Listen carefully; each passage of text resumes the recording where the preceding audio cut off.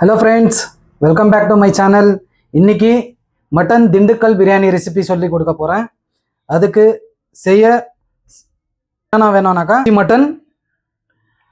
மட்டனோட கொழுப்பு,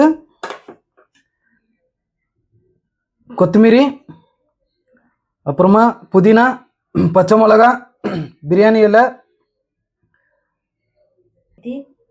கஸ்தூரி மெத்தி, 3/4 கிலோ அரிசி, 400 கிராம் வெங்காயம், 1 கப் தயிர், எலுமிச்சப்பழம் சாறு, தேவைப்பட்ட கரம் மசாலாக்கு. இது நாங்கள் அரிசி தான் போடணும், ராவா போடக்கூடாது, அரிசி தான் போடணும். இல்லை பட்டை, சீரகம், கல்பாசி, ஸ்டார் ஃப்ளோ, சோம்பு, அப்புறமா மெழுகு, இது எல்லாத்தையுமே வறக்காமல் தண்ணியில் ஊற வச்சு பேஸ்ட்டாக அரைச்சின்னு வரணும். தனியாத்தூள் இதுக்கு நீங்கள் தேவைப்பட்டால் யூஸ் பண்ணலாம்னாக்கா ஸ்கிப் பண்ணலாம். நெய் ஒரு 50 ml, திருப்பம் உப்பு, இது குக்கிங் ஆயில், அப்புறம் வீட்டிலே அரைச்சி எடுத்த இஞ்சி பூண்டு விழுது. இது ஒரு விசில் வரட்டும்.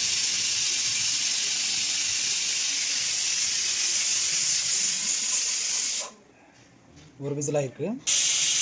ஸோ இது 2வது விசில்.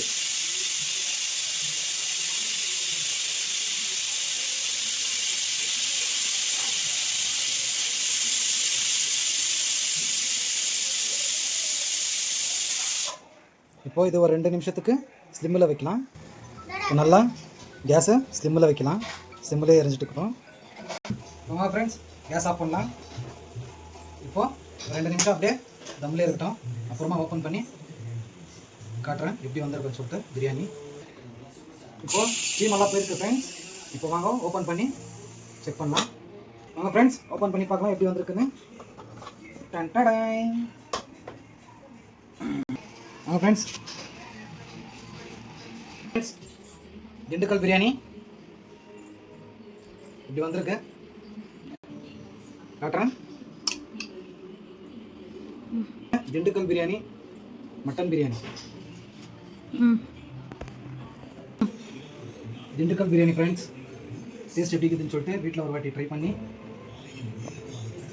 என்னோடய யூடியூப் சேனலில் என்னோடய ரெசிபி உங்களுக்கு பிடிச்சிருந்துச்சுனாக்கா சப்ஸ்கிரைப் பண்ணுங்கள் சேனலை. Like, share, comment. தேங்க்யூ.